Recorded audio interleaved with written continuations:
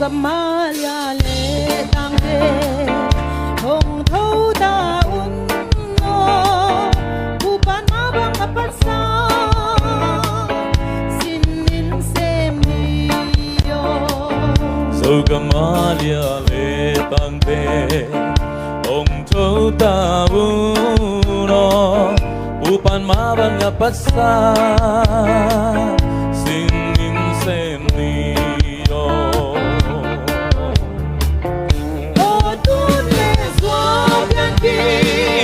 lại sống Zomi theo cầm ghi bằng khen bay gió xin lại ana sang ô tu lệ gió biên đi lại sống Zomi theo cầm ghi bằng khen bay gió xin lại ana sang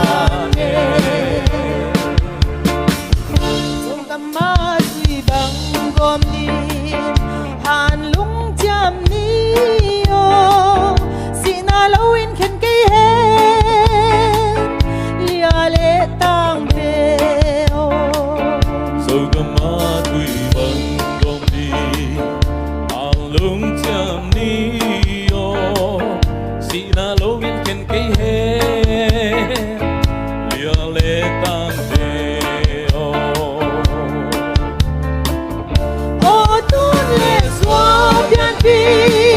lại sống Zomi theo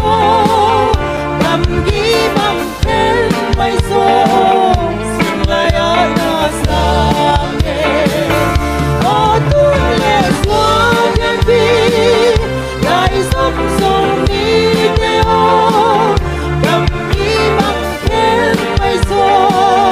xin lại ana sang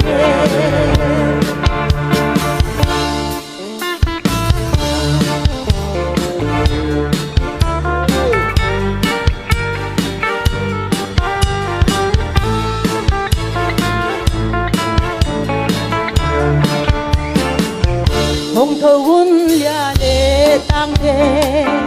Zomi zo le ya de lòng quan sát tâm lung tua kia mà chẳng xoan nhiều hong thâu un lia lệ tangte Zomi zo le